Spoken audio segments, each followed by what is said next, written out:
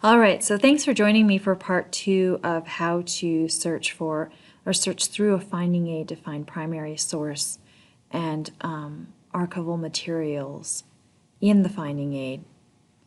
So the first part of the video, the first video we did, I talked about the top level of information that you would find in a finding aid and how to use it to help you narrow down your research. And so now we're going to look at sort of the lower levels of a finding aid, because keep in mind a finding aid is not the same thing as a catalog record for a book. With a catalog record, the item, the book itself, is being described. But in a finding aid, the entire collection, every single piece of paper in the collection is not being described. Things are described either at the collection level, which we saw with the Garnett, Montana mining collection, or maybe at the series level, which I'll show you in a minute, or at the box and folder level, also show you in a minute. So go ahead and remove this. If you've done other searches, remove the refined by whatever your search term was. Otherwise, if I type in this keyword box again, it's going to search for Garnett and then whatever else I searched for. So just remove that, and it'll take you back here. You still have your search refined by repository, which is good because, again, we're going to be looking in finding aids that are available or collections that are available in the Mansfield Library's archives and special collections. So let's just type in Mike Mansfield. And the Mansfield collection is a really good example of a huge set of materials that have been arranged and described at the box and folder level. So if you scroll down here, you'll see the Mike Mansfield papers. It's not actually the first one that comes up, but you can see from the summary right here, the collection consists of Mike Mansfield's congressional and unofficial ambassadorial papers, along with audio, moving image, and photographic materials. So that's the one we want.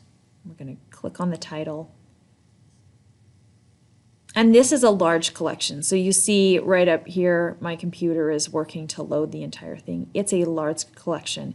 The Mansfield papers are, I think, a few thousand boxes. I mean, we can scroll down here.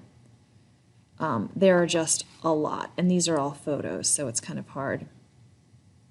But there are just so many boxes.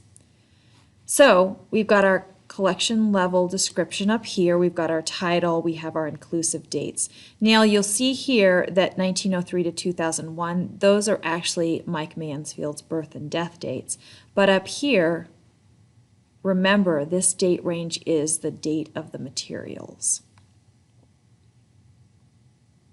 And then you'll see the quantity. It's not one reel of microfilm. It's 2,400, almost 2,500 linear feet of manuscripts, in addition to 322 scrapbooks, over 130 pieces of AV material, 7,500 photos, and 600 art objects. So it's a huge collection. So if you're coming in to look at the Mansfield collection, you definitely want to access the finding aid first. Otherwise, you will not be able to find what you're looking for. And so we've got a biographical note about Mike Mansfield, and then we have a content description of what's in the collection. And you'll see that this content description is actually short compared to the length of how much is in the collection. And that's because the complete guide, including box and folder lists, is available in archives and special collections. And you will also see a brief content description at the beginning of every series. So what is a series? So this collection is broken down into series to kind of help people do research. So you'll see the series list over here. So the first series is House, Bills Introduced by Mansfield. Then there's a House Legislation series, House Montana Files. This just helps you navigate the collection a little more. Rather than having one giant list of box and folder titles, we have grouped this collection by like material. So we've grouped all of the bills introduced by Mansfield while he served in the House of Representatives in this series. So if you were interested in what Mike Mansfield's activities were in regards to Montana while he was serving in the House, you could click here, and it would take you to that series. And then you can see a very robust content description. This is what is in this series.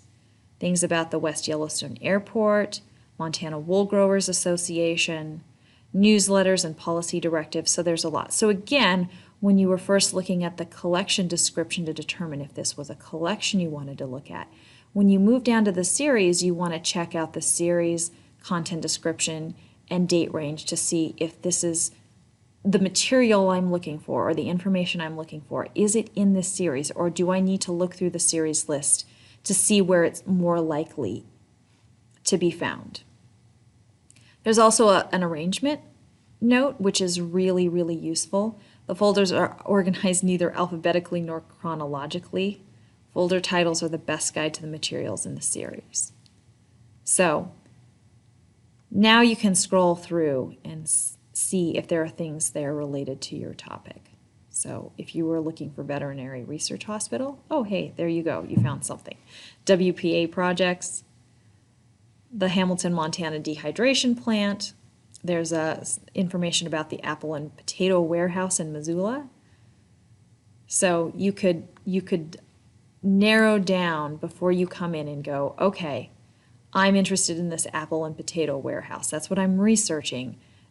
There are materials in the Mike Mansfield papers that have to do with that warehouse. They are in Series 3. They are in Box 1, Folder 13. Now we pull by the box, so when you come in, you don't have to bring us a box and folder list. You just need to say, I need to see Box 1 in Series 3, and we'll bring the entire box out to you. But this helps you do some work in advance of coming to the archives, and this is true of any archives if they have finding aids available online, and most do. You can do this work ahead of time at home, at your desk, and then once you know what you're looking for, what collection it's in, what box it's in, then you are going to have a much more productive time in the archives. That's not to say that you can't come in and ask us for help trying to narrow things down. We're more than happy to do that. But if you can find the guide online and you can do a little bit of browsing to get a sense of what the collection contains, it will definitely help you out in the long run. So again, you could scroll through here to see if there's anything else related. You could also do a keyword search. So if you do Control F or Command F, you'll see this little search comes down, and so you could search for apple and potato. Are there any other folders in any other boxes that have information about the apple and potato warehouse? And it looks like this is the only one, which isn't surprising. But if you were to type in, say, Native American, you would get multiple box and folder titles. So if you were interested in the Native American Culture Program at Eastern Montana College,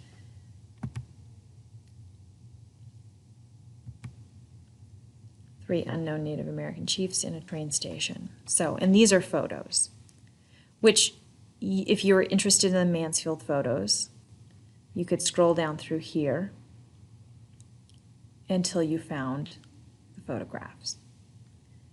And this series is his House Senate ambassadorial days.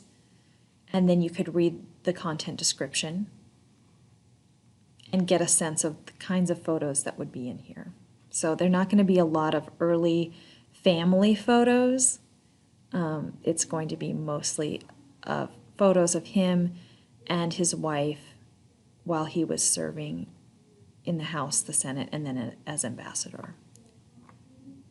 But you could scroll through here, or you could do a keyword search. And again, instead of a box and a folder, you would have this little number right here. And that's the photo number. And you could come in with a list of photo numbers or a list of photo numbers and boxes, and we would help you get those retrieved so you could take a look at them. So that's just a brief overview of how you can use a finding aid to do research prior to actually coming in and looking at physical materials in an archives. And if you're doing research and you can't actually come to the archives, again, accessing the finding aid and figuring out where things are in a particular collection can then help you decide if you want to order photocopies of certain things or scans to PDF, or if you want to have an independent researcher come and take pictures for you. So finding aids really help you navigate an archival collection and help you find those primary sources for your projects.